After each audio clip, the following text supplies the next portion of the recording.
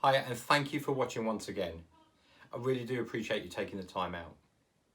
So once again, it's been another busy week for me in Scouting.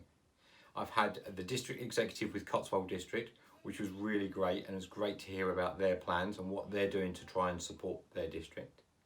I had a GSLs meeting with Cheltenham. It's fantastic to talk to them about some of the successes and the highlights they're having, as well as recognising some of the difficulties that they're experiencing as well. Thank you to all of them for their time on Thursday evening. On Tuesday evening, I got the great opportunity to launch our first ever version of Module 12A, Delivering the Quality Programme, which was delivered using a virtual classroom technique. We had 8 people take part and they all got really involved, and I want to say thank you to all of them for taking part. I thought it was really great how they got engaged with the learning. Thank you for taking part.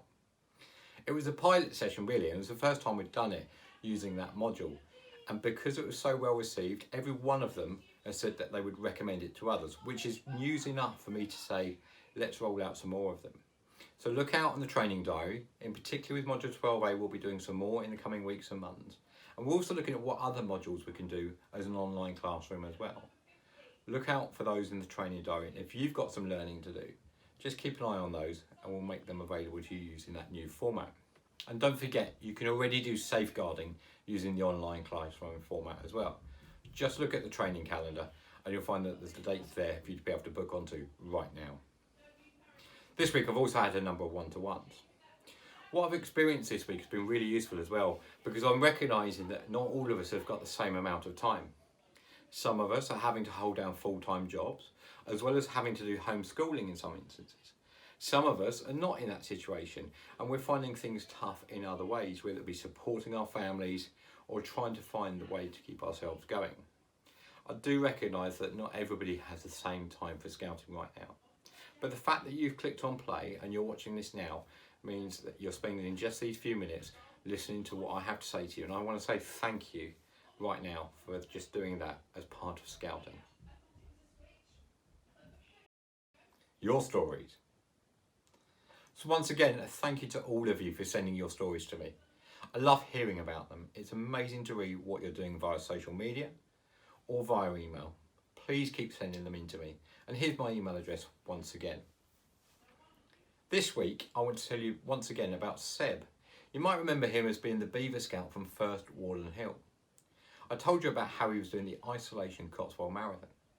Well, not only did he walk an amazing distance, but he also raised £92 for charity.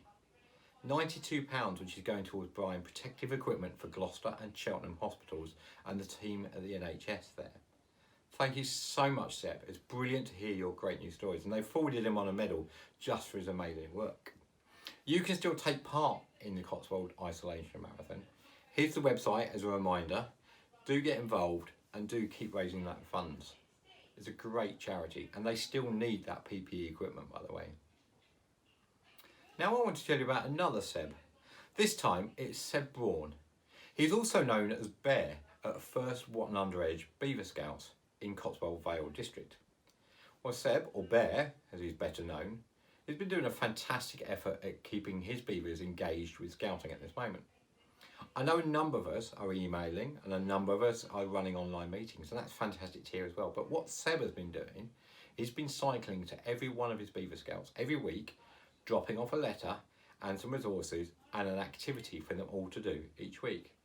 That's a total distance of 40 kilometres. So if he's done that every week for the last 10 weeks, he's done 400 kilometres, which is amazing.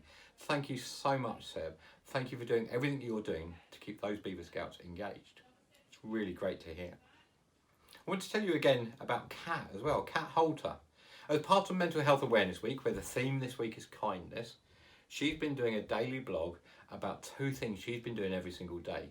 One thing for herself, to be kind, and one thing about being kind to others. I've found it really interesting. You can find her on social media. Do look her up. She's got some really interesting stories to tell, and she's continuing to do it for the short term. It's great to hear that. Also, don't forget to check out their video, the County Youth Commissioner's video. It's not aimed for us, but certainly I'm enjoying watching it, and particularly the challenges and Kat's 30 seconds of positivity. It's amazing to read and amazing to hear about. Their videos are coming out every Monday at the moment, and we really want to encourage you to share those with other young people. Now, Farriers Explorers, they've written to me to tell me that they're doing an amazing amount of work around the topic of kindness as well. Part of Mental Health Awareness Week, they've been sharing acts of kindness, and they've challenged their explorers over the next week or so to do as many acts of kindness as they possibly can and share them one another. I can't wait to read what they've been up to, and I hope to be able to talk to you about some of them next week and show you some pictures, hopefully. Also, First Berkeley Cubs. Now, before Mental Health Awareness Week was coming around, they agreed that as a cub pack, they were going to do 100 acts of kindness. That's 100 things they're going to do for other people, which is fantastic. That's a great big challenge. I know they haven't completed it yet, but I really want to nudge them along and encourage them. Come on, you can do 100 acts between you. It'll be fantastic to hear all about those acts of kindness. Maybe you can send me a list of all of the different things you did. It'd be great to share that. Thank you to First Berkeley Cubs. So that's been your stories. This week. So also this week has been Mental Health Awareness Week, as many of you will know. On our website, what's the website address, Izzy? Thank you so much, Izzy. Appreciate that. Yes, at our website, we've had lots of resources that we've been adding to every couple of days or so, supporting mental health awareness. And that's not just for ourselves, but our young people as well, helping parents, leaders, adults and young people with their mental health. We're not going to delete all of those at the end of this week. We're going to move them across to the rest of our website. So if you go to gscouts.org.uk/mental health, you'll find lots of more resources. And I really want to say a big thank you to Emma, to Shelley and to Carol, who's been helping provide some of those resources. When they're seeing them, they're passing them on, and that's really useful. It means that we don't have to go searching for them when they're coming to us. A big thank you to all of you for sharing those resources. Do keep an eye out, and don't forget Mental Health Awareness Week is right through until the 24th, so keep thinking about kindness for yourself and kindness for each other. Look out for one another. Updates. So I don't have a lot to share with you this week, but I did say to you last week that you'd be getting an all members email from the Scout Association, and as one of the key messages in there, there'd be some news about Zoom. You know, the video online meeting software that many of us have been trying to use.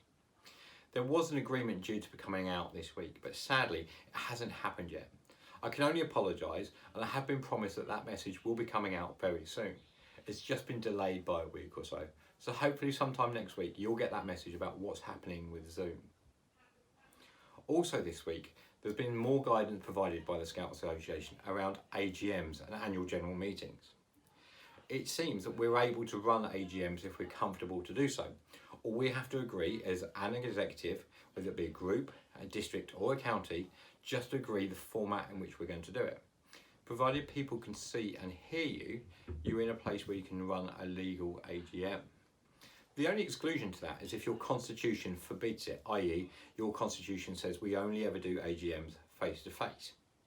POR is going to be updated to reflect some of these in the coming weeks and months, and you'll find more guidance about that on our website. Izzy? gscouts.org.uk/coronavirus. And also at the Scouts website at scouts.org.uk/coronavirus, and you'll find lots of additional information, particularly aimed at executive committees there.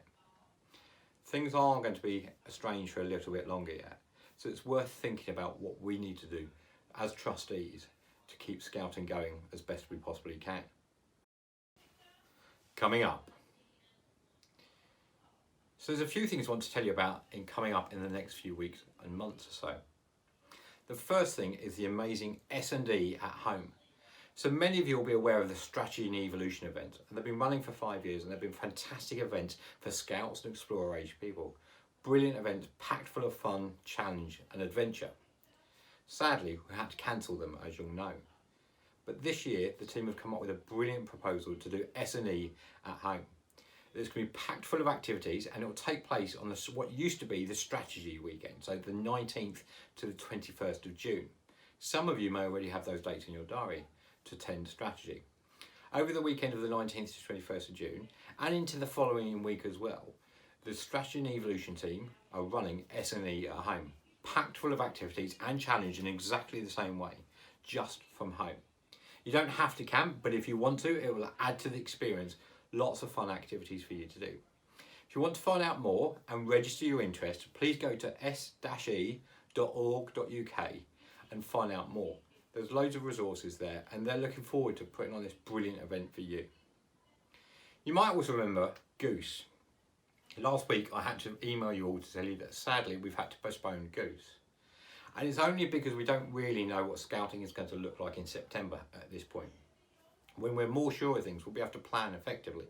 But having that uncertainty and the short amount of time between now and then to plan things in place properly would be really risky. So we took the decision to postpone Goose.